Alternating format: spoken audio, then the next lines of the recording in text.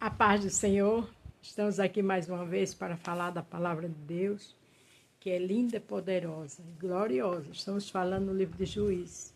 Hoje vai ser do capítulo 3, do 1 ao 30, onde o tema é: a pressão e provação andam juntas. Se você está passando por uma pressão muito forte e provação, anda junto. É porque Deus quer te ensinar algo. Deus quer te ensinar a esperar. Deus quer te ensinar a ter sabedoria em outras situações que virão. Deus quer te dar novos horizontes. Deus quer te encher de sabedoria. Deus quer te dar sabedoria para fechar mais a boca. Tem muitos ensinamentos do Senhor aí. Então essa pressão, junto com essa provação, está andando junto. Peça força a Deus, que você vai vencer. Ele está com você, onde você for. Agora tem que suportar. Só se suporta pressão e provação com oração, louvor, adoração, jejum e leitura da palavra. Só se suporta com um grande na frente. Só se suporta clamando, adorando e pedindo força, paciência e perseverança. E tudo isso vai passar. Amém? Capítulo 3 de Juízes. O Senhor Deus deixou alguns povos da terra para pôr à prova os israelitas que não havia tomado parte nas guerras de Canaã. Veja que Deus deixou eles passar provações. O Senhor Deus deixou passar provas. Por quê? Para eles aprenderem a guerrear. E para eles aprenderem, quando errar, ter cautela e não errar mais naquilo. Ele fez isso somente para ensinar todos os israelitas a guerrear, especialmente aqueles que nunca haviam estado numa batalha. Existem momentos que a gente tem que aprender a guerrear. Existem momentos que a gente tem que aprender dentro de uma batalha, de uma provação junto com uma pressão. Isso é uma guerra, porque precisamos aprender para o futuro. E Deus permite por isso, não é porque Ele é ruim. Os povos não ficaram na terra, foram os moradores das 5 cidades dos filisteus, todos os cananeus, os sidônios e os aveus que viviam nos montes Líbanos, desde o monte Baal-Hermon até a subida do Amate. Eles ficaram para pôr à prova o povo de Israel, a fim de que o Senhor visse se eles iam ou não obedecer aos mandamentos que ele tinham dado por meio de Moisés. Veja que o Senhor deixou eles passar aquela prova. O Senhor deixou eles passar aquela dificuldade, porque tinha os ensinamentos de Moisés, o homem de Deus. Esqueceram, começaram a decidir com as suas próprias vontades, com o que viram. E às vezes o ver é derrota. O ver meu e seu não é o que está se vendo. Depois vem as consequências. Como não estavam clamando ao Senhor, Ele permitiu. Assim o povo de Israel ficou morando no meio dos cananeus, dos heteus, dos amorreus, dos perizeus, dos heveus e dos jebuseus.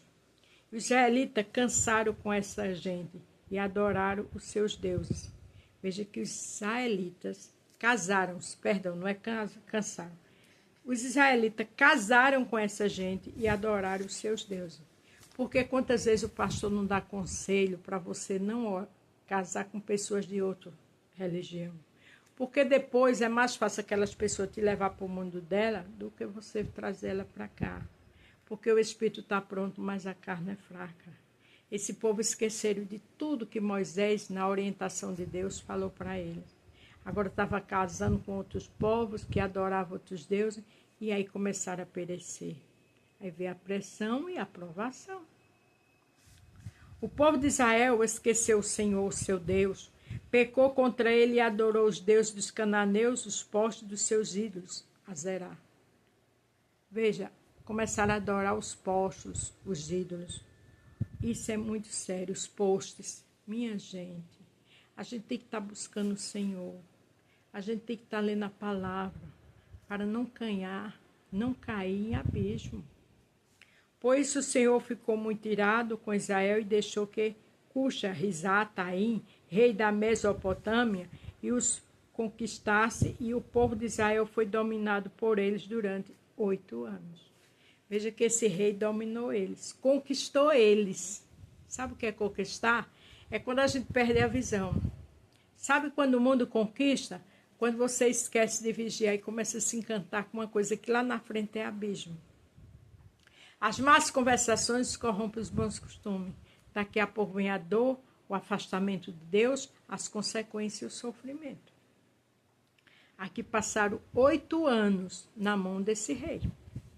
Então os israelitas pediram socorro ao Senhor, e ele mandou um homem para libertá-lo. Esse homem foi Otoniel, filho de Kenaz, o irmão mais novo de Caleb. Veja que Moisés tinha morrido. Agora eles clamaram.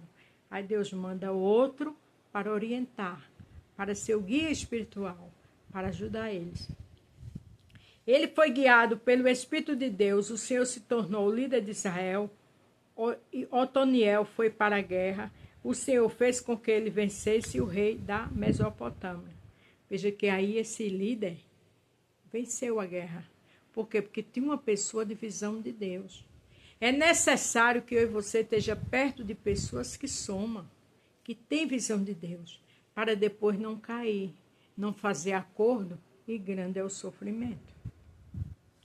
Depois disso, Otoniel ainda viveu 40 anos e durante todo esse tempo a terra de Israel ficou em paz. Veja que esse líder viveu muito tempo, 40 anos. E aí o povo de Israel teve paz. Por quê? Porque estava andando com uma pessoa que era guiada por Deus. Porque quando você vai pelo encanto, aquele encanto te conquista. E depois grande as consequências e o sofrimento. Vamos vigiar. Depois da morte de Otoniel, o povo de Israel pecou outra vez contra Deus. O Senhor, por causa disso, o Senhor fez com que Eglon, rei de Moabe, ficasse mais forte do que eles. Por que o Senhor fez isso? Porque eles não tinham um compromisso sério com Deus. Tinha que ter uma pessoa para guiar eles.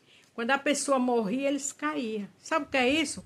É pessoa que não tem sustentabilidade na sua salvação. É pessoas que não adoram Deus como se deve adorar. É pessoas que não se realizam na presença de Deus. Aí só é sair perto de alguém que anda guiado por Deus, cai. Eglon se juntou com os amonitas e os amalequitas. Eles atacaram Israel e tomaram Jericó, a cidade das palmeiras. O povo de Israel foi dominado por Eglon durante 18 anos. Veja que povo. Vivia oscilando. Quando estava com o homem de Deus, ficava. Quando o homem de Deus morria, caía. Minha gente, a gente não pode oscilar em 2 pensamentos. A gente tem que ter convicção da nossa salvação. A gente tem que ter alegria pela nossa salvação. E a gente tem que andar com homens de Deus. Então os israelitas pediram outra vez socorro ao Senhor e ele mandou outro homem que libertou. Foi Elde, filho de Gerá, da tribo de Benjamim. Elde era canhoto. O povo de Israel mandou o levar e o pagamento dos impostos para Eglon, rei de Moabe. O Senhor vai e manda outra pessoa. O que eu acho interessante é que a misericórdia dele é tão grande que eles já caíram pela 3ª vez. Aí pede misericórdia e o Senhor age. Vamos ter gratidão pela nossa salvação. Vamos ter gratidão e alegria por estar na presença de Deus. E buscando Deus, a gente não cai em abismo. Então, Elde fez um grande punhal de mais ou menos meio metro de comprimento.